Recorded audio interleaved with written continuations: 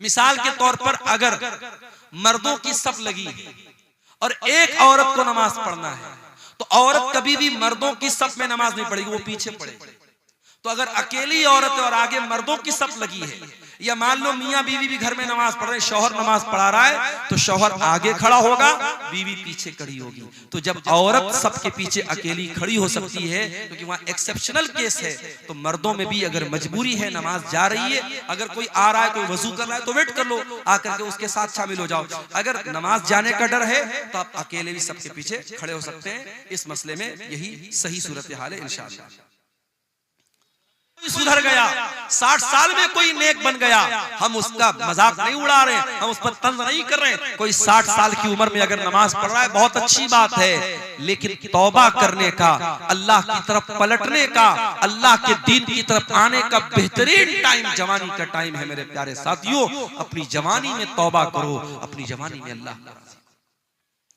अल्लाह के प्यारे नबी फरमाते हैं, ला तज़ूलु क़दमा इब्ने आदम मिन इंद रब्बिही यौमल क़ियामा। क़यामत के दिन इंसान अपनी जगह से हिल नहीं पाएगा जब तक वो 5 सवालों का जवाब न दे दे। इन 5 सवालों का जवाब अब्दुल गफ्फार साहब को भी देना पड़ेगा, इन 5 सवालों का जवाब हुसैन सलफी साहब को भी देना पड़ेगा, हमारे नाज़िम इजलास साहब को भी देना पड़ेगा, उस्मान मुखिया साहब को भी देना पड़ेगा, पढ़े लिखे को भी देना पड़ेगा, अनपढ़ को भी देना पड़ेगा, दौलतमंद को भी देना पड़ेगा, गरीब को भी देना पड़ेगा, सीमांचल के लोगों को भी देना पड़ेगा, नॉर्थ इंडिया के लोगों को, साउथ इंडिया के लोगों को, सारे बंदों को, सारे इंसानों को देना पड़ेगा। ला तज़ूलु क़दमा इब्ने आदम, जो आदम का बेटा है, जो इंसान है, जो मर्द है, जो औरत है, हर इंसान को, हर मर्द औरत को इन 5 सवालों का जवाब देना है। अल्लाह, दुनिया का कौन सा एग्जामिनर है जो एग्जाम के पहले आपको पेपर आउट कर दे? पेपर आउट हो जाए तो एग्जाम कैंसिल हो जाता है। उस मालिक का करम देखो, उस रब्बुल आलमीन की रहमत देखो, उसने कयामत के दिन का पर्चा आउट कर दिया। जा मेरे बंदे तू तैयारी कर, 5 सवाल का जवाब सबको देना, हिल नहीं सकते। पहला सवाल होगा अनुम्रिही फीमा अफना। ऐ इंसान, तूने अपनी जिंदगी को कहां गुजारा? जब तक तू बच्चा था, ना बालिग था, ना समझ था, तेरे गुनाह नहीं लिखे जाते थे, तेरी गलतियां नहीं लिखी जाती थी। जब तू 12-13 साल का हो गया, लड़की को पीरियड आने लगा, लड़के को दाढ़ी मूछ के बाल आने लगे, ज़ेरे नाम बाल आने लगे, लड़का बालिग हो गया, लड़की बालिग हो गई। अब बालिग होने के बाद से लेकर के अपनी मौत तक, चाहे तू 50 साल तक जिंदा रहा, 60 साल तक जिंदा रहा, 70 साल तक जिंदा रहा, जितनी तुझको जिंदगी मिली मेरे बंदे, तूने बालिग होने के बाद से लेके अपने आखिरी दिन तक तूने क्या क्या किया? चल पूरी जिंदगी का हिसाब दे। अल्लाह, 50 साल में, 60 साल में, बालिग होने के बाद से लेकर बचपन का हिसाब नहीं लिया जाएगा। बचपन में जब इंसान ना समझे उसका अल्लाह के हिसाब नहीं होगा। उसके बाद से लेकर के मरने के दिन तक का हिसाब अल्लाह। अन उम्रिही फीमा, कहां गुजारा तूने जिंदगी, चल हिसाब दे। ये पहला सवाल होगा कयामत के दिन के पेपर। दूसरा सवाल वान शबाबिही फीमा अबला। ऐ मेरे बंदे, तू 70 साल दुनिया में रह के आया था, तेरे 40 साल के बाद की जिंदगी तो बड़ी अच्छी गुजरी। मस्जिद का मुतवल्ली भी बन गया, मदरसे का नाजिम भी बन गया, हाजी साहब भी बन गया, फजर की नमाज में लाठी लेके पहुंचने लगा, कोई गलत काम नहीं करता था, दिन रात अल्लाह अल्लाह करता था, बहुत अच्छी बात है।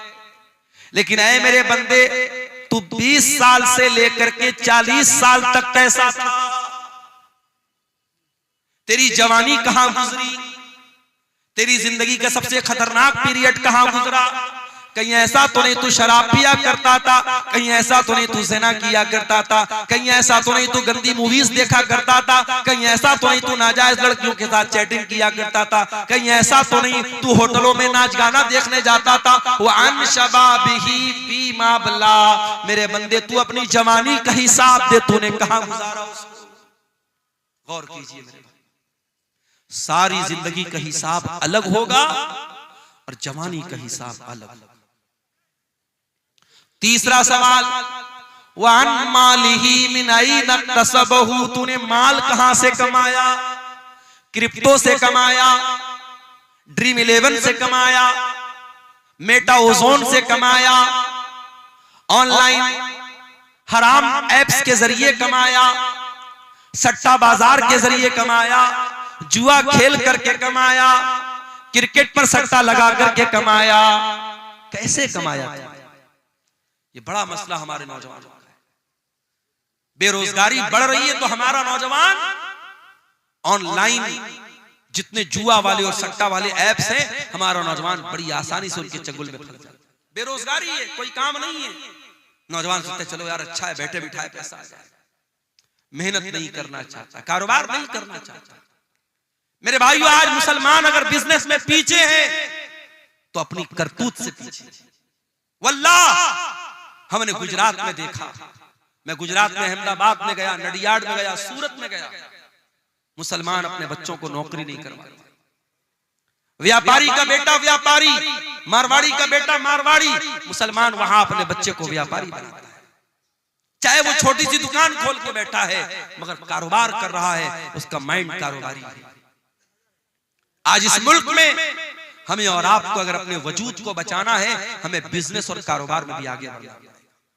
और मैं ये बात इसलिए कर रहा हूं क्योंकि अगर हमने अपने आप को बिजनेस में आगे नहीं बढ़ाया, आगे आने वाले दिनों में बड़ी कठिनाइयां हैं। इन मदरसों, इन मस्जिदों और हमारे दीन की बुनियादों पर जो दिन रात हमले हो रहे हैं, इन हमलों से अपना डिफेंस करने के लिए भी हमें पैसे की जरूरत पड़ेगी। आज हम जानते हैं सुप्रीम कोर्ट और हाई कोर्ट में वकीलों की फीस कितनी महंगी होती है। अभी हमारे उत्तर प्रदेश में मदरसों का केस चल रहा था, हाई कोर्ट का फैसला आ गया कि सारे मदरसे जो है गलत हैं, बंद कर दिया जाए, और 10,000 से ज्यादा जो टीचर थे उनकी नौकरी खतरे में पड़ गई। तो वहां मदरसों की जो एसोसिएशन है उसने इस मामले को सुप्रीम कोर्ट में उठाया, और सुप्रीम कोर्ट में बड़ी महंगी वहां के वकीलों की एक सुनवाई की जो फीस होती थी 50-50 लाख रुपए होती थी, वो फीस उन्होंने पेमेंट किया और उसके बाद केस को लड़ा और जज साहब के सामने पूरे मामले को रखा, और अल्हम्दुलिल्लाह सुप्रीम कोर्ट का जजमेंट आ गया कि नहीं, इतने सैकड़ों सालों से ये मदरसे चल रहे हैं, इन मदरसों को बंद नहीं किया जा सकता। सुप्रीम कोर्ट ने जजमेंट दे दिया, फैसला दे दिया। मेरे प्यारे साथियों, आज अगर कोई बेकसूर है और उसके खिलाफ कोई केस हो गया है, केस को लड़ने के लिए भी पैसे की जरूरत है, मस्जिदों को बनाने के लिए पैसे की जरूरत है, कब्रिस्तान और वक्फ की जमीन को बचाने के लिए आपको फंड की जरूरत पड़ेगी। और फंड कहां से आएगा? जब आप बिजनेस में आगे नहीं बढ़ेंगे, जब कारोबार में आगे नहीं। इसलिए हराम तरीके मत अपनाओ। कयामत के दिन तीसरा सवाल किया जाएगा, तुमने माल कहां से कमाया? चौथा सवाल, वफीमान फकहू, तुमने माल कहां पर खर्च किया था? हैप्पी न्यू ईयर मनाने के लिए किसी होटल का टिकट तो नहीं खरीदा था? नए साल के जश्न के मौके पर शराब में तो नहीं लुटाया था? सर्दी के मौसम में किसी पिकनिक स्पॉट पे जाके दोस्तों के साथ रंगरलियां मनाने तो नहीं चला गया था? आजकल लोग कश्मीर बहुत जा रहे हैं, हमारे इंस्टाग्राम पर मैंने देखा बड़ी रील्स आ रही हैं, लोग कश्मीर में जा रहे हैं, मियां बीवी जा रहे हैं और वहां जाके जो है बर्फ के ऊपर दिल बना रहे हैं कि साहब हम अपनी बीवी से बड़ी मोहब्बत करते हैं। अरे बीवी से मोहब्बत करते हो तो वहां कश्मीर में जाके बर्फ बनाने से थोड़ी साबित होगा। बीवी का हक अदा करो, बीवी का ख्याल रखो। कश्मीर जाने के लिए लोगों के पास ठंडा नहीं है और अपने घर में लेटे हैं और अस्सलातु खैरु मिनन नौम की आवाज आ रही है, तो ये सर्दी में रजाई के अंदर दुबक करके लेटा हुआ है और फजर में नहीं जाता है। पूछो क्यों नहीं जाता है? कहते मौलवी साहब बड़ा ठंडा है, बहुत ठंडा है, बहुत सर्दी है। अपने बिस्तर को छोड़ करके तू 10 कदम दूर मस्जिद में नहीं जा सकता, तेरे लिए बहुत ठंडा है। और इसी दिसंबर के कड़कड़ाते हुए सर्दी और ठंडे में कश्मीर चला जाता है दोस्तों के साथ, और मनाली और कुल्लू चला जाता है अपनी फैमिली के साथ। मेरे प्यारे साथियों, इससे पता ये चलता है कि तेरे दिल में अल्लाह की मोहब्बत कितनी है, तेरे दिल में ईमान की मोहब्बत कितनी। चौथा सवाल ये होगा, पैसा कहां खर्च? ये मत सोचो पैसा हमारे बाप का है, पैसा हमने कमाया है, हमारी मर्जी हम जहां चाहे खर्च करें। नहीं, पैसा कहां से आया इसका भी हिसाब देना पड़ेगा, पैसा कहां खर्च किया इसका भी हिसाब देना पड़ेगा। ये जो हराम जगहों पर पैसा लुटाते हो हिसाब देना पड़ेगा। शायर आ रहा है, शायरी पढ़ रहा है, अभी एक वीडियो मैंने देखा, शायर उल्टी सीधी शायरी पढ़ रहा है, लोग नोटों की बारिश कर रहे हैं। कई जगहों पर अहले हदीसों के जलसों में, प्रोग्रामों में शुअरा जो पढ़ रहे हैं, शायरी पढ़, उन पर नोट बरसाए जा रहे हैं। माफ कीजिएगा, ये मुनासिब तरीका नहीं है। ठीक है, आप शायर को हौसला अफजाई के तौर पे कोई रकम देते, उस पर एतराज नहीं है, मगर नोटों की बारिश करना, नोट बरसाना, एक एक नोट इस तरीके से उसके ऊपर लुटाना, ये गलत तरीका है, ये हराम तरीका है। यूं उत्तर प्रदेश के अंदर एक शादी में मुसलमान लड़के ने अपनी बारात के मौके पर, अपनी शादी के मौके पर 20 लाख रुपया हवा में लहरा दिया। 20 लाख रुपया नोटों की गड्डी को हवा में लहरा दिया कि साहब मैं बहुत खुश हूं आज मेरी शादी। मेरठ के अंदर, उत्तर प्रदेश में मेरठ एक जगह है, मेरठ में एक मुसलमान की शादी हुई और वो नेक हो, दीनदार हो, ऐसे इंसान का जनाजा गायबाना पढ़ना चाहिए। हर किसी का जनाजा गायबाना पढ़ना ठीक नहीं है, ये बहुत सारे उलमा का ये फतवा है। तो मरियम, सूरे मरियम की आयतें जरा आइए हम देखते हैं। और मैं तो ये समझता हूं कि कुरान करीम की हर आयत बहुत खूबसूरत है, मगर सूरे मरियम को जब पढ़ा जाए तो इसके अंदर एक बहुत ही खूबसूरत रिदम है, एक बहुत खूबसूरत लय है, एक बहुत खूबसूरत अंदाज है। किसी अच्छे कारी की आवाज में जब आप सूरे मरियम पढ़ते हैं तो अगरचे आपको अरबी ना आती हो, आप शेरशाबादी जबान जानते हैं, बंगला जुबान जानते हैं, अरबी नहीं आती आपको, मगर आप, मैं यकीन के साथ कहता हूं, आप यूट्यूब पर जाइए और किसी भी अच्छे कारी की आवाज में सूरे मरियम की तिलावत आप सुनिए, आपके रोंगटे खड़े हो जाएंगे, आपकी रूह सरशार होती हुई नजर आएगी। ये इस सूरत करीमा का एजाज है, इस सूरत करीमा की खासियत। औज़ु बिल्लाहि मिनश शैतानिर रजीम। वज़कुर फिल किताबि मरियम इदिन तबदत मिन अहलिहा मकानन शर्क़िया। याद करो किताब में मरियम को, वो मरियम जो बहुत अल्लाह वाली थी, बहुत अल्लाह की इबादत करने वाली थी, जो 24 घंटे बैतुल मुक़द्दस में रहा करती थी। मरियम अपने आप को बैतुल मुक़द्दस के पूरब साइड में, बैतुल मुक़द्दस के मशरिकी हिस्से में अपने आप को अलग कर लेती हैं, अपने आप को एक कोने में, एक गोशे में अलग कर लेती हैं और अल्लाह की इबादत करती हैं, अल्लाह को याद करती हैं। वज़कुर फिल किताबि मरियम इदिन तबदत मिन अहलिहा मकानन शर्क़िया। ओ मेरी प्यारी माओ बहनों, मरियम आपको सबक दे रही है कि औरत भी अल्लाह वाली बन सकती है। मरियम अपने घर वालों को छोड़कर, अपने भाई बहनों को छोड़कर, अपने माँ बाप को छोड़कर मस्जिद का एक कमरा पकड़ करके अल्लाह की इबादत कर रही हैं। आज हमारी माए बहनें गौर करें, अपने परिवार के साथ रहकर वो 5 टाइम की नमाज भी अदा नहीं कर पाती। जाड़े का मौसम चल रहा है, दिन छोटा हो चुका है, गर्मी के मुकाबले में रातें बड़ी हैं, दिन छोटा है, मौसम भी ठंडा है। अगर औरतें चाहें तो बड़ी आसानी से नफली रोजा रख सकती हैं। जो रमजान के छूटे हुए रोजे हैं वो चाहें तो वो रोजे इस मौसम में बड़ी आसानी से रख सकती हैं। मगर मेरी प्यारी माँ बहनों, आपके अंदर वो शौक ही नहीं है, वो जज्बा ही नहीं जो मरियम के अंदर था। अल्लाह कह रहा है इज़िन तबज़त मिन अहलिहा मकानन शर्क़िया। याद करो जब मरियम अपने घर वालों को छोड़कर मस्जिद अक्सा के बैतुल मुक़द्दस के पूरब साइड में चली गई। इज़ अरसलना इलैहा रूहना फत्तखज़त मिन दूनिहिम हिजाबा। अल्लाह फरमाता है कि मरियम ने अपने बीच में और घर वालों के बीच में पर्दा लगा दिया, पर्दे में रह करके वो अल्लाह की इबादत करने लगी। फत्तखज़त मिन दूनिहिम हिजाबा फअरसलना इलैहा रूहना फतमस्सला लहा बशरन सविया। हमने अपने फरिश्ते जिब्रील को भेजा और जिब्रील एक इंसान की शक्ल में, खूबसूरत इंसान की शक्ल में मरियम के पास आए। मरियम अकेली है, मरियम बंद कमरे में, कमरा लॉक है, और अचानक एक खूबसूरत इंसान, एक मर्द मरियम के सामने आ जाता है। ओ मेरी प्यारी माँ बहनों, एक पाक दामन औरत, एक नेक औरत, एक दीनदार औरत का रिएक्शन क्या होगा ऐसे?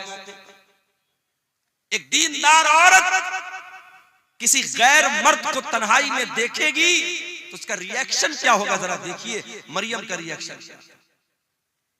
अल्लाह कहता है इज़ा अरसलना इलैहा रूहाना, हमने मरियम के पास अपने फरिश्ते को भेजा। फतमस्सला लहा बशरन सविया, और वो फरिश्ता इंसान की शक्ल में मरियम के पास आया। क़ालत इन्नी अऊज़ु बिर्रहमानि मिनका इन कुन्त तक़िया, मरियम फौरन डर गई और कहने लगी मैं रहमान की पनाह चाहती हूँ, मैं अल्लाह की पनाह चाहती हूँ। इन कुन्त तक़िया, ऐ इंसान, ऐ आने वाले मर्द, अगर तू अल्लाह से डरने वाला है दूर हो जा, मेरे करीब ना आना, मैं तुझसे अल्लाह की पनाह चाहती हूँ। मरियम ने ये समझा कि ये कोई मर्द है, उनको मालूम नहीं था कि ये फरिश्ता है। मरियम ने उसको अल्लाह का नाम लेकर के उसको अल्लाह का डर याद दिलाया, अल्लाह का खौफ याद दिलाया। गुनाह के मौके पर अगर अल्लाह याद आ जाए तो ये दिल में ईमान के जिंदा होने की निशानी। अगर गुनाह के टाइम अल्लाह याद आ जाए, अल्लाह का खौफ दिल में आ जाए और इंसान गुनाह से अपने आप को बचा ले, अल्लाह के नबी फरमाते हैं अल्लाह ताला फरिश्तों से कहता है मेरा बंदा गुनाह करने जा रहा था, शराब पीने जा रहा था, जिना करने जा रहा था, कोई भी गलत काम करने जा रहा था, अगर गुनाह का इरादा कर रहा था और अल्लाह के डर से अगर उसने गुनाह को छोड़ दिया तो अल्लाह फरिश्तों से कहता है इसके नाम अमाल में एक नेकी लिख दो। मेरे फरिश्तों, इसके नामे अमाल में एक नेकी लिख दो। फरिश्ते कहते हैं अल्लाह, ये तो गुनाह करने जा रहा था, ये तो शराब पीने जा रहा था, ये तो जिना करने जा रहा था, ये तो गलत काम करने जा रहा था।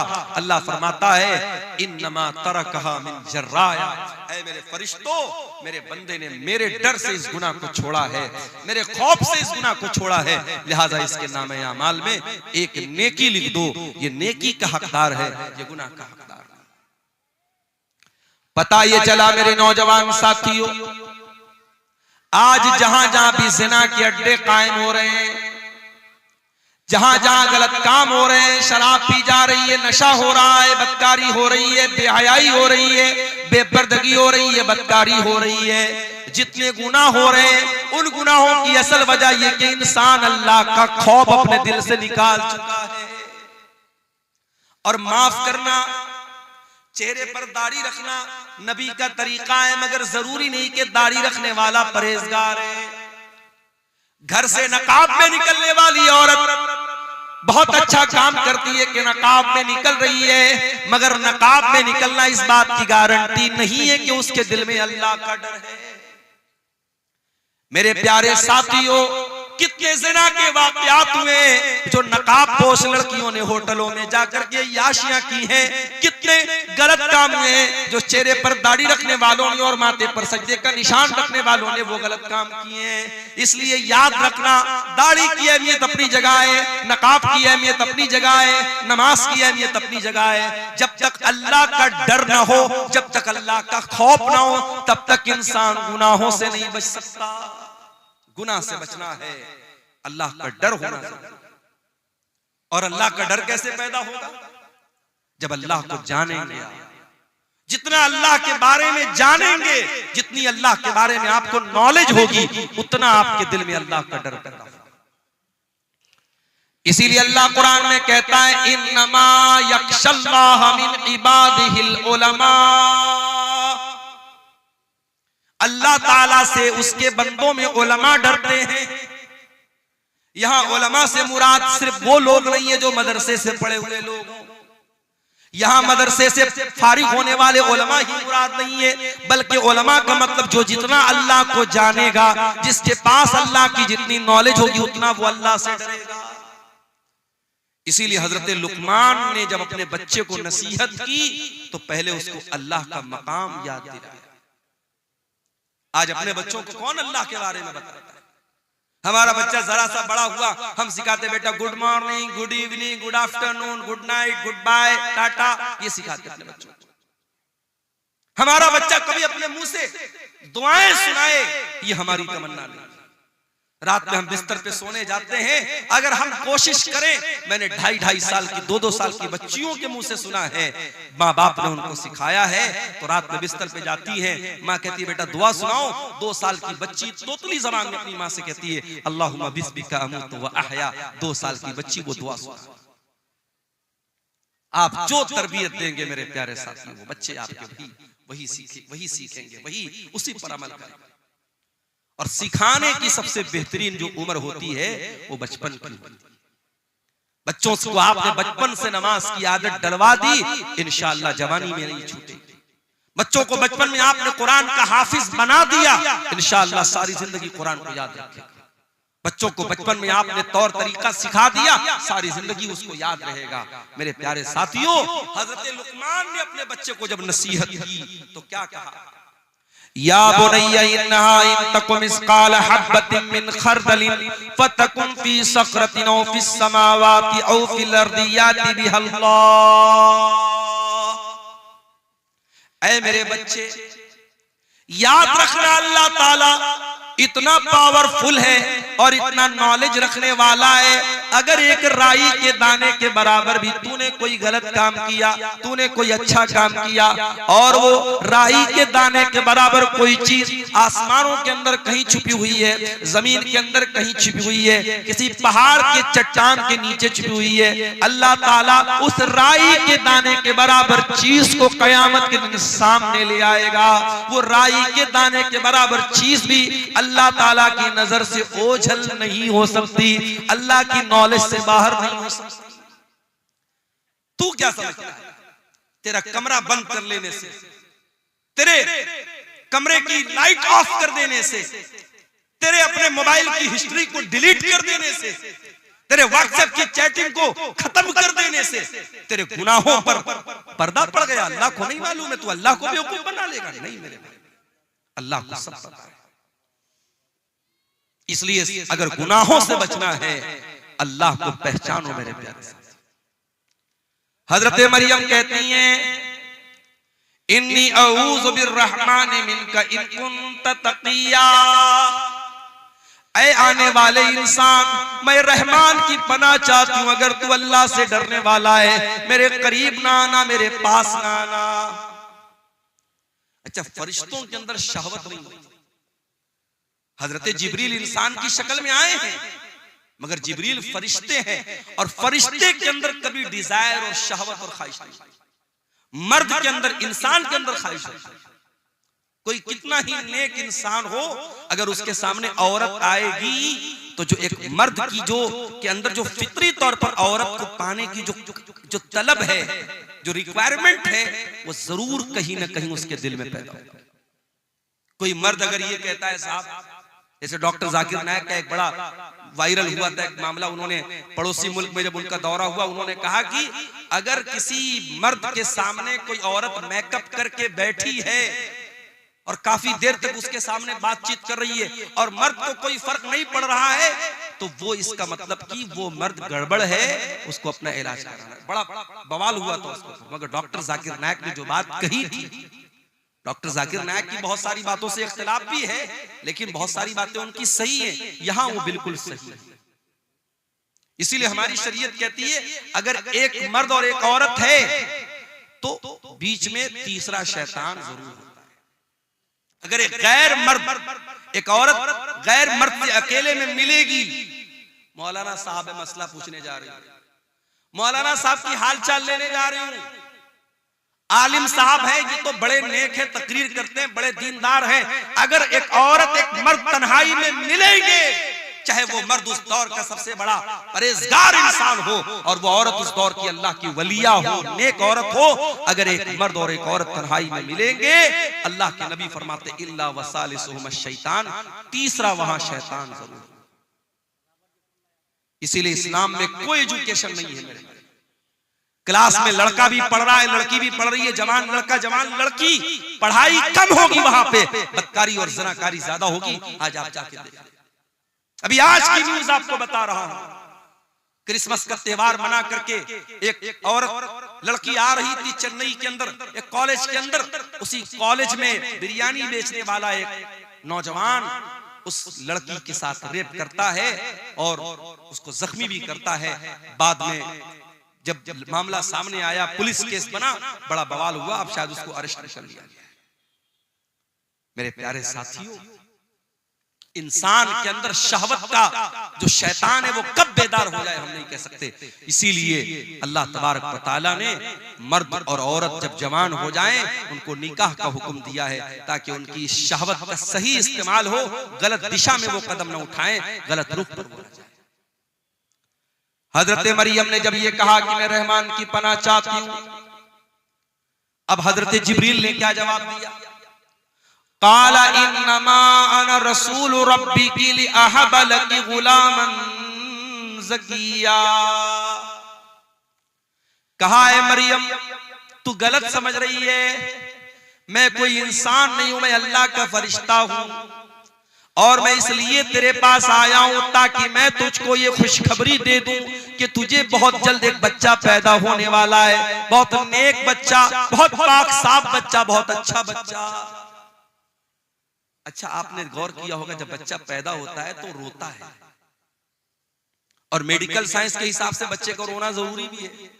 बच्चा नहीं रोता है तो प्रॉब्लम हो जाती है, बास बच्चे नहीं रोते हैं तो बाद में बड़ी बीमारियां पैदा हो जाती है। बास बच्चे तो बोल ही नहीं पाते अगर पैदाइश के समय वो नहीं रोते। मगर अल्लाह के नबी फरमाते जब बच्चा पैदा होता है तो शैतान उसे कचोका मारता है, चोट पहुंचाता है, शैतान उसे मारता है और वो बच्चा रोता है। और शैतान दुनिया के हर बच्चे को मारता है, मगर एक बच्चा ऐसा था जिसको शैतान मार नहीं सका, और वो बच्चा कौन था? वो मरियम का बच्चा था, उसका नाम ईसा बिन मरियम था। हजरत जिब्रील ने कहा कि ऐ मरियम ऐसा बच्चा पैदा होने वाला है तुझे, गुलामन ज़किया, जो बहुत नेक बच्चा हो। क़ालत अन्ना यकूनु ली गुलाम वलम यमससनी बशरुन वलम अकु बगिया। मरियम कहने लगी मुझे बच्चा कहां से होगा, मैं तो कुंवारी हूं, मैं तो वर्जिन हूं, मेरी शादी नहीं हुई है, आज तक किसी इंसान ने मुझे टच नहीं किया है, और ना मैं ज़िनाकार औरत हूं, मैं बदकार औरत हूं, ये बच्चा कैसे मुझे पैदा होगा? काला कज़ालिक, हजरत जिब्रील ने कहा कि अल्लाह का हुक्म है और तुम्हें बच्चा पैदा होगा। काला रब्बुकी हुवा अलैया हय्यिन, आपका परवरदिगार ये कह रहा है कि ये मेरे लिए आसान है, वलिनजअलहु आयतन लिन्नासी, और अल्लाह ताला आपके बच्चे को बगैर बाप के पैदा करेगा ताकि वो बच्चा दुनिया के लिए एक निशानी बन जाए। वकाना अम्रम मक़दिया, और ये अल्लाह का हुक्म है जो पूरा होकर के रहेगा। अब मरियम प्रेग्नेंट हो गई। अब ये वजाहत कुरान में नहीं है कि ये प्रेगनेंसी पूरे 9 महीना रही या चंद दिन रही। फहमलतहु, मरियम के पेट में ईसा अलैहिस्सलाम वजूद में आ गए। मरियम के पेट में ईसा अलैहिस्सलाम वजूद में आ गए, मरियम को हमल ठहर गया। फंतबज़त बिही मकानन क़सिया, और जब मरियम ने ये देखा कि पेट ज्यादा फूल गया है और अब लोग सवाल उठाएंगे, मरियम वहां से बहुत दूर निकल गई, आबादी से दूर चली गई, मस्जिद अक्सा से दूर चली गई ताकि लोगों के सवालों का जवाब ना देना पड़े। फहमलतहु फंतबज़त बिही मकानन क़सिया, मरियम के पेट में ईसा अलैहिस्सलाम आ गए और मरियम अपने अपने हमल के साथ, अपने पेट के बच्चे के साथ मस्जिद अक्सा से दूर चली गई।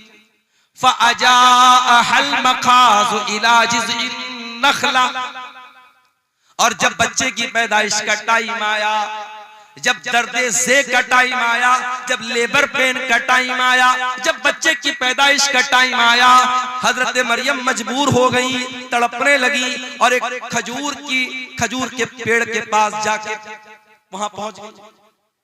दर्दे ज़े ने उनको मजबूर किया, वो एक पेड़ के पास पहुंच गई। बच्चे की पैदाइश का टाइम है, मरियम कुंवारी है, उनको ये तो पता है कि ये बच्चा अल्लाह ताला की तरफ से बगैर बाप के पैदा हो रहा है, अल्लाह की कुदरत की एक निशानी है। मगर मरियम को इस बात की फिक्र है, कल जब ये बच्चा जन्म लेगा मैं दुनिया को क्या बताऊंगी, मैं दुनिया को क्या मुंह दिखाऊंगी। एक पाक दामन औरत, एक नेक औरत, एक दीनदार औरत अपने चेहरे की खूबसूरती से ज्यादा, अपने बदन की ज्वेलरी से ज्यादा, अपने कपड़ों से ज्यादा अपने कैरेक्टर की, अपने किरदार की फिक्र करती है। मेरे भाइयों, मेरी प्यारी माँ और मरियम को चिंता है मेरे कैरेक्टर पर लोग सवाल उठाएंगे, मैं क्या बोलूंगी। क़ालत या लैतनी मित्तु क़ब्ल हाज़ा, मरियम कहने लगी कि काश आज के पहले मैं मर गई होती।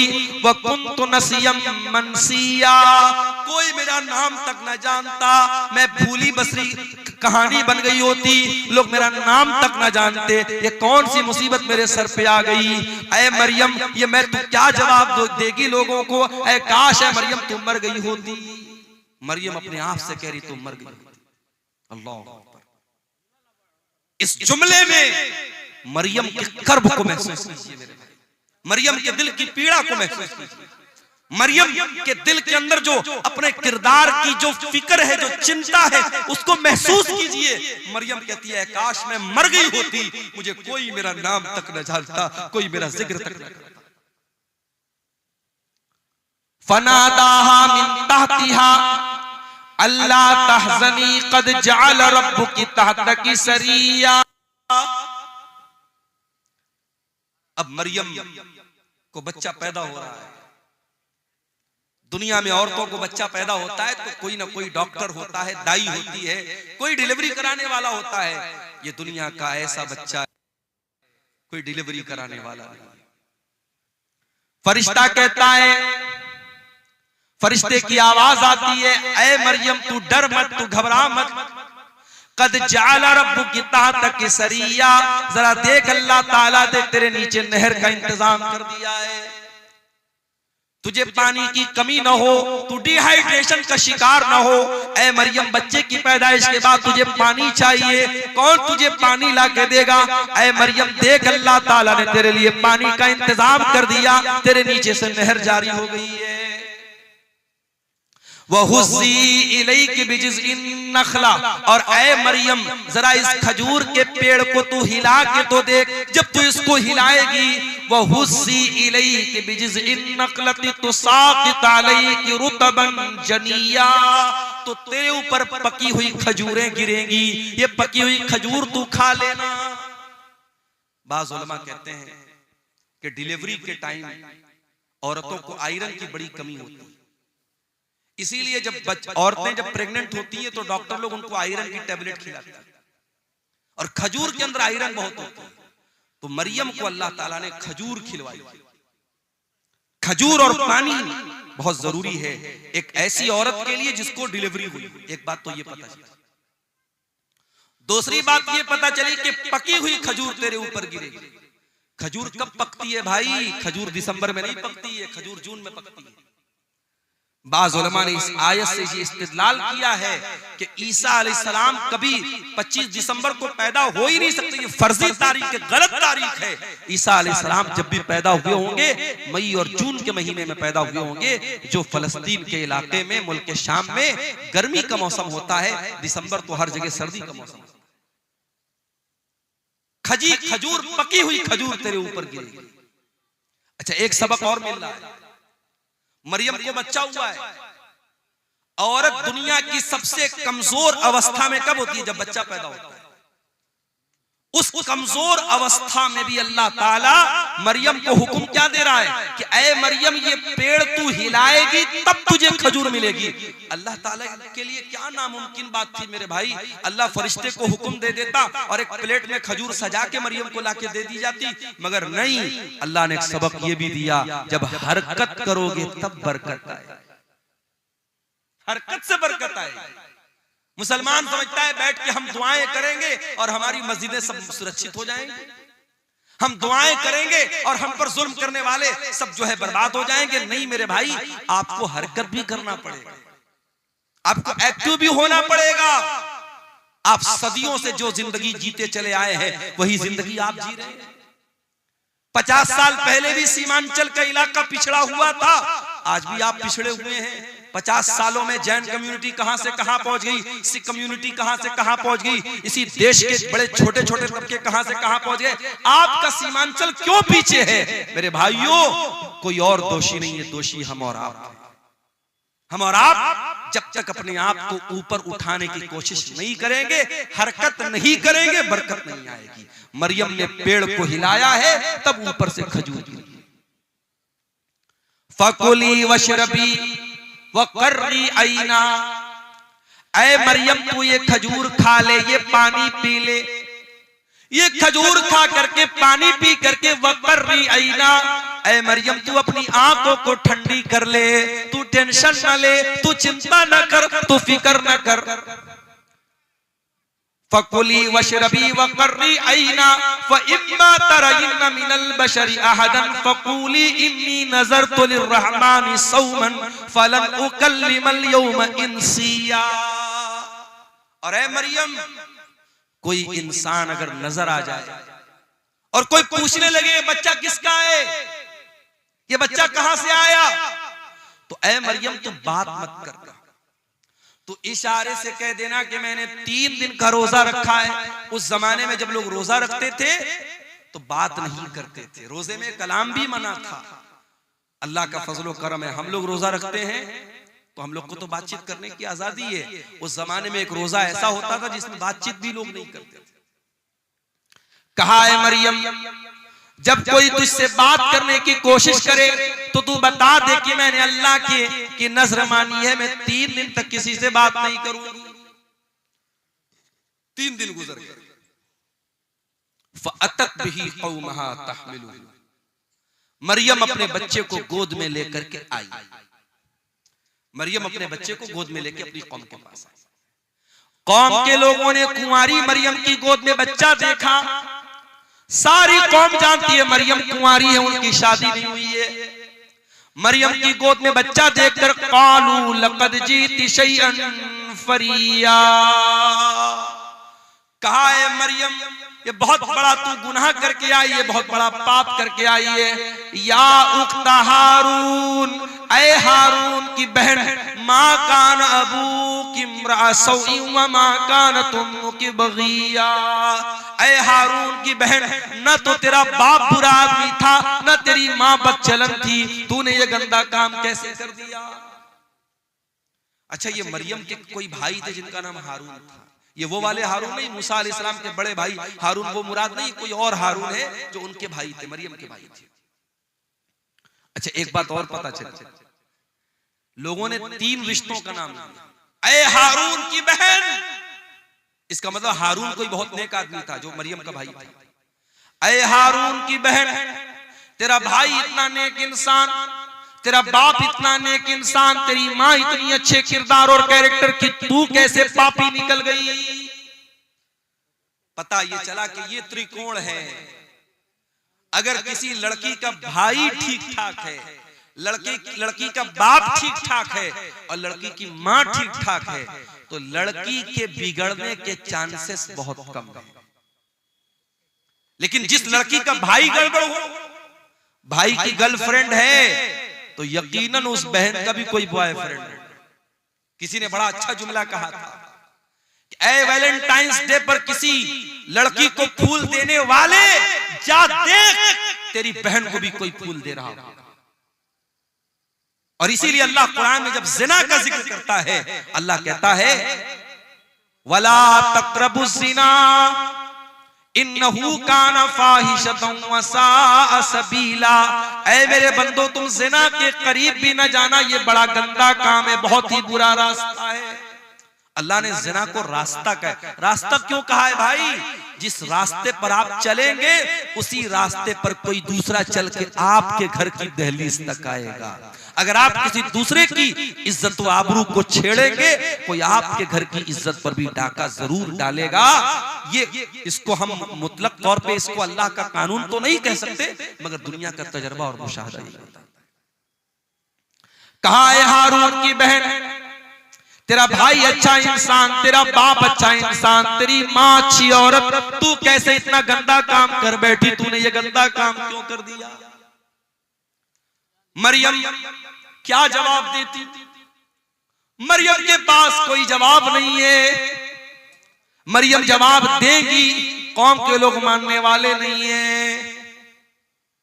फ़अशारत इलैहि, मरियम ने अपने बच्चे की तरफ इशारा किया। क़ालू कैफ़ नुकल्लिमु मन काना फिल महदी सबिया, कौम के लोगों ने कहा कि ऐ मरियम क्या मजाक कर रही है, इस दूध पीते बच्चे से हम क्या बात करें? तू जवाब दे, तू माँ है, तू जवाब जब इस बच्चे से क्या बात करे? तू कैसी बेवकूफी की बात कर रही है? तू बच्चे की तरफ क्यों इशारा कर रही है? हम बच्चे से कैसे बात करें? अल्लाह अकबर। जब एक पाक दामन औरत के कैरेक्टर पर दाग लगाने की कोशिश हुई, एक पाकीज़ा औरत के किरदार पर जब लोगों ने धब्बा लगाने की कोशिश की, अल्लाह ने उसके दूध पीते बच्चे को ज़बान दी थी। दूध पीता बच्चा हमारे और आपके सामने थोड़ी बोलता है। दूध पीता बच्चा तो खाली रोता है, भूख लगे तब रोता है, प्यास लगे तब रोता है, पेट में दर्द हो तब रोता है। मगर ईसा बिन मरियम अपनी माँ की गोद में बोलते हैं। क़ाल इन्नी अब्दुल्लाह आतानी अल किताब वजअलनी नबिय्या वजअलनी मुबारकन ऐनमा कुन्तु वअवसानी बिस्सलाति वज़्ज़काति मा दुम्तु हय्या वबर्रम बिवालिदती वलम यजअलनी जब्बारन शक़िय्या। अल्लाह। ईसा बिन मरियम अपनी माँ की गोद से कहते, ऐ लोगों कान खोल करके सुन लो, मेरी माँ पर कोई इल्जाम मत लगाओ, मेरी माँ के ऊपर कोई गंदा इल्जाम मत लगाओ। आओ मैं बताता हूं मैं कौन हूं। मैं ईसा हूं। I am the slave of God, I am the slave of Allah. मैं अल्लाह का बंदा हूं, मैं अल्लाह का बेटा नहीं हूं। ईसाई कहते कि हम ईसा अलैहिस्सलाम को मानते हैं। उनके चर्चों के बाहर ईसा अलैहिस्सलाम की बातें लिखी होती हैं। उनके चर्च के ऊपर ईसा अलैहिस्सलाम की फोटो लगी रहती है। वो क्रिसमस पर ईसा अलैहिस्सलाम की मूर्ति बना के दुनिया को दिखाते ईसा कैसे पैदा हुए। मगर ईसाइयों से जाके जरा पूछो कि ऐ ईसाइयों, तुमसे बड़ा बदनसीब कौन होगा कि जिस पैगंबर से तुम मोहब्बत का दावा करते हो, उस पैगंबर ने दुनिया में जन्म लेने के बाद सबसे पहली बात जो उस नबी की जबान से निकली है, तुम उसी पर ईमान नहीं रखते हो। वो नबी कह रहा है मैं अल्लाह का बंदा हूं और तुम कहते हो ईसा अल्लाह के बेटे थे। कितना फर्क है तुम्हारे अकीदे में और ईसा अलैहिस्सलाम की तालीमात में। ईसा अलैहिस्सलाम दुनिया में जन्म लेने के बाद पहली बात ये कह रहे हैं, इन्नी अब्दुल्लाह, मैं अल्लाह का बंदा हूं और ऐ लोगों अल्लाह ने मुझे किताब दी है। अभी मैं माँ की गोद में खेल रहा हूं, मगर अल्लाह मुझे एक किताब देगा जिसका नाम इंजील होगा और अल्लाह ने मुझे नबी भी बना लिया है और मैं बरकत वाला हूं, जहां भी रहूंगा बरकत के साथ रहूंगा। और अल्लाह ने मुझे नमाज का हुक्म दिया है और ज़कात का हुक्म दिया है। जब तक मैं जिंदा रहूंगा नमाज पढ़ता रहूंगा, ज़कात देता रहूंगा। कितने अफसोस की बात है। ईसाई शराब पीता है, ईसाई जिना करता है, ईसाई गलत काम करता है, अपने चर्च में जाता है, वहां चर्च का पादरी कहता है कि तूने शराब पिया है, तूने जिना किया है, तूने मर्डर किया है, कोई बात नहीं, ले उसको शराब पिलाता है। ईसाई का जो पादरी होता है वो शराब पिलाता है और ये कहता है कि तेरे जितने पाप हैं वो अल्लाह के बेटे ने, गॉड के बेटे ने अपने ऊपर ले लिया। गॉड का बेटा सूली पर चढ़ गया और गॉड का बेटा तेरे सारे गुनाहों को अपने सर पे लेके जा चुका है, अब तुझे कोई टेंशन लेने की बात नहीं। अल्लाह, कितना कितना गलत है ये।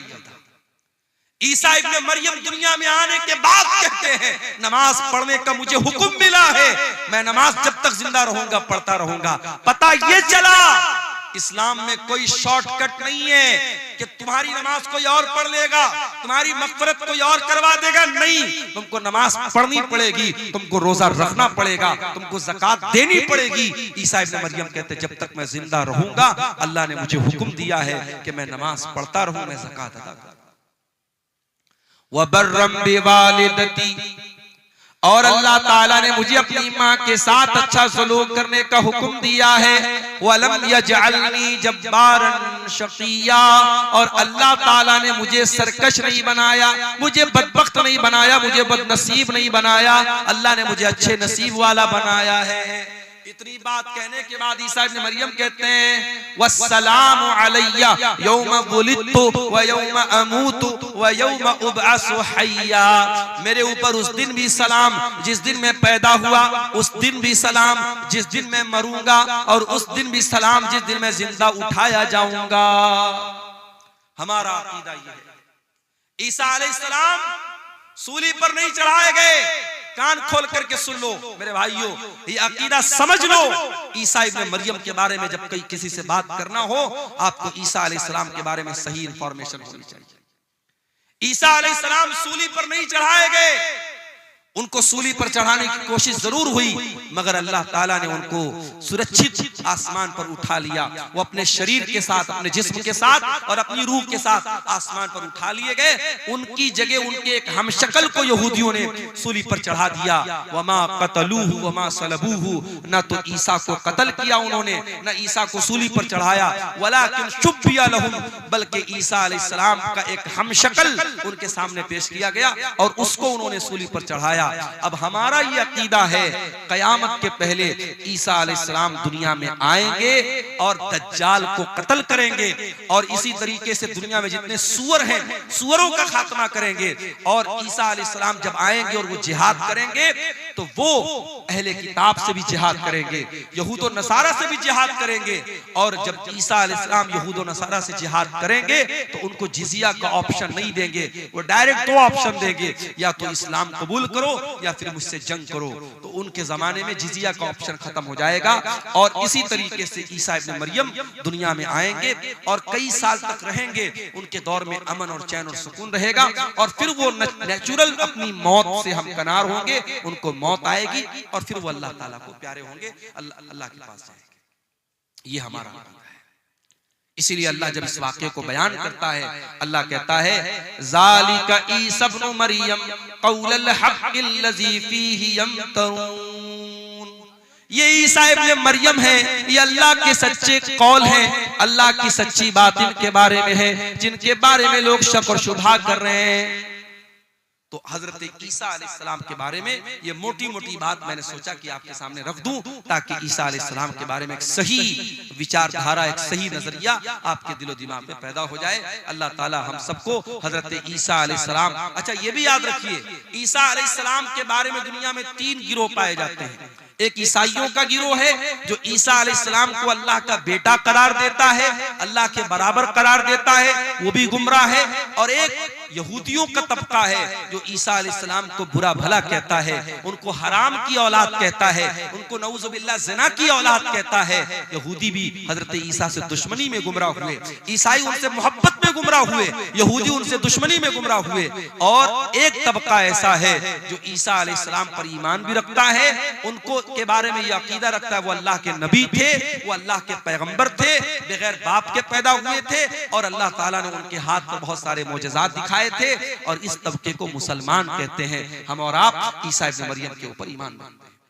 मेरे अजीजों, इस तमहीदी गुफ्तगू के बाद मैंने जो नज़्म पढ़ी थी तकरीर के बाद, आपने गौर किया होगा उस नज़्म में मैंने नौजवानों को खिताब किया था। आज हमारे कौम में अगर कोई तबका ऐसा है जो सबसे ज्यादा जिस पर काम करने की जरूरत है तो वो तबका नौजवानों का तबका है। और दुनिया की हर कौम अपने नौजवानों को ट्रेंड करती है, अपने नौजवानों को मजबूत करती है, अपने नौजवानों पर मेहनत करती है। आज हमारी कौम का नौजवान कहां जा रहा है? हमारे नबी की सीरत उठा करके देखिए, हमारे नबी के साथ जो सहाबा थे, जो आपके सफ़े अव्वल के सहाबा थे, जिन्होंने आपके साथ पत्थर खाए थे, आपके साथ जंगों में अपने सीने पर तीर और तलवार का जख्म बर्दाश्त किया था। आप गौर कीजिए मेरे प्यारे साथियों, नबी के उन सहाबा में आपको मेजॉरिटी किसकी मिलेगी, उसमें बहुमत किसका मिलेगा, उसमें अक्सरियत नौजवानों की। अब्दुल्ला बिन मसूद कौन है, नौजवान है। मुसअब बिन उमैर कौन है, नौजवान है। हजरत खालिद बिन वलीद कौन है, नौजवान है। उस्मान गनी कौन है, नौजवान है। तलहा कौन है, नौजवान है। जुबैर कौन है, नौजवान है। अली बिन अबी तालिब कौन है, नौजवान है। मेरे नबी के सहाबा में वो सहाबा जो मेरे नबी के बॉडीगार्ड बन करके चला करते थे, जिन्होंने मेरे नबी के साथ हर मुश्किल को बर्दाश्त किया है, उसमें मेरे प्यारे साथियों बढ़ चढ़ करके हिस्सा लेने वाले नौजवान सहाबा थे, नौजवान आगे थे। और यही वजह है कि कुरान करीम में अल्लाह ताला नौजवानों को हाईलाइट करके बयान करता है। परसों जुमा का दिन आने वाला है, हम और आप जुमा के दिन सूरह कहफ पढ़ते हैं। सूरह कहफ में अल्लाह ताला ने एक वाकया बयान किया, कि अल्लाह ताला के कुछ बंदों ने, एक मुशरिक बादशाह के दौर में वो रहते थे, जब बादशाह ने उनको मजबूर किया इस्लाम को छोड़ने के लिए, तौहीद को छोड़ने के लिए, तो उन अल्लाह के बंदों ने अपनी तौहीद को बचाने के लिए, अपने ईमान को बचाने के लिए अपने बाप का महल छोड़ दिया, अपने माँ बाप की हवेली को छोड़ दिया और एक गुफा में, एक पहाड़ के गार में जाकर के सो गए। और 309 साल तक अल्लाह ताला ने उनको जिंदा सही सलामत सुलाए रखा।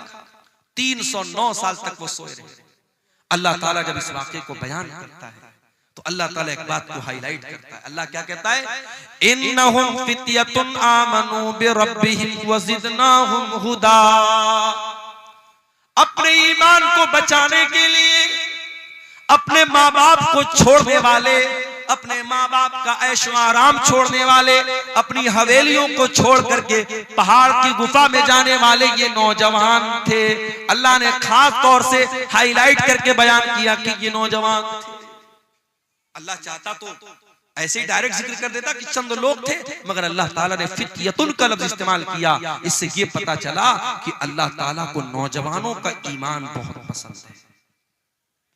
आज हमारे कितने नौजवान हैं, उनको जब नमाज के बारे में बोलो, गुनाहों को छोड़ने के बारे में बोलो, उनकी जबान से एक ही लफ्ज निकलता है, मौलाना साहब ये जवानी का दिन है, अभी तो मैं मौज मस्ती कर लेने दो, कल जब जवानी खत्म हो जाएगी तब हम इबादत भी कर लेंगे, रोजा भी रखेंगे, नमाज भी पढ़ेंगे, गुनाहों से भी बचेंगे।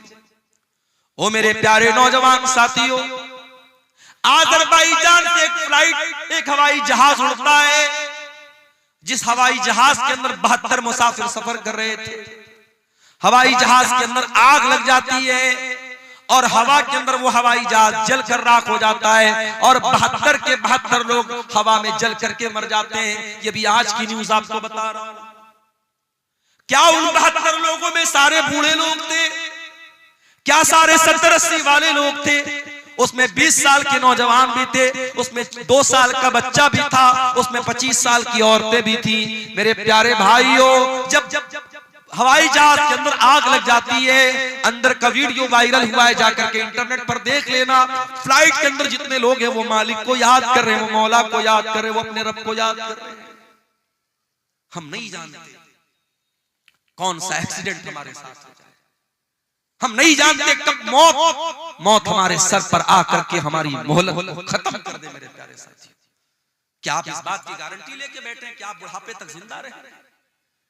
क्यों अपनी जवानी को गलत कामों में गुजारते हैं? मेरे प्यारे साथियों, हमें और आपको डरना चाहिए। याद रखो मेरे प्यारे साथियों, जवानी में जितने जज्बे के साथ आप नमाज पढ़ लेंगे, जवानी में जितनी ताकत के साथ आप हज उम्रा कर लेंगे, जवानी में जितने जोश के साथ आप अल्लाह की राह में पैसा खर्च कर देंगे, अल्लाह के दीन के लिए आप मेहनत कर लेंगे, कल बुढ़ापे में आप नहीं कर पाएंगे। मैंने वहां मक्के में देखा, सफा मरवा के दरमियान सही कर रहे थे हम लोग, कितने बूढ़े लोगों को मैंने देखा, बूढ़ी औरतों को देखा, बेचारी चलते चलते थक गई, हाँफने लगी।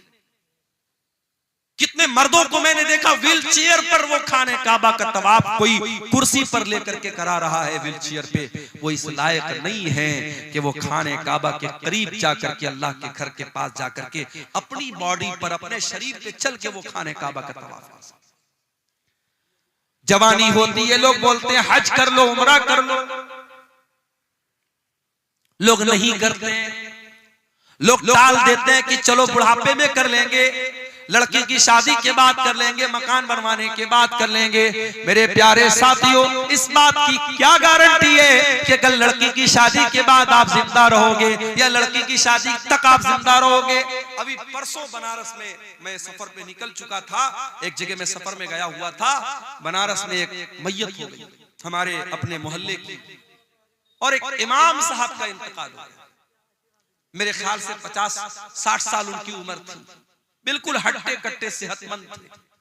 फजर की नमाज पढ़ने गए और फजर की नमाज पढ़ करके जब वापस घर पे आए हैं, फालिज का हमला हुआ है, ब्रेन हेमरेज हुआ है और हॉस्पिटल ले जाते जाते उन्होंने दम तोड़ दिया।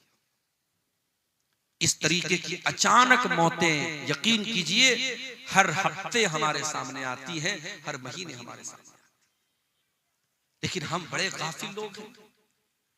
किसी मदरसे में, किसी स्कूल में इम्तिहान का टाइम करीब आता है, जो बच्चा साल में कभी पढ़ाई नहीं करता है, अगर उसको पास होना है, अगर उसको अगली क्लास में जाना है, तो वो नादान बच्चा भी सोचता है नहीं यार साल भर नहीं पढ़ा, चलो कोई बात नहीं, इम्तिहान आ गया, एग्जाम आ गया, अब तो थोड़ी पढ़ाई कर लूं। वो मेहनत करता है, पढ़ाई करता है, उसको मालूम है अगर अब मैंने मेहनत नहीं की तो मैं पास नहीं हो पाऊंगा।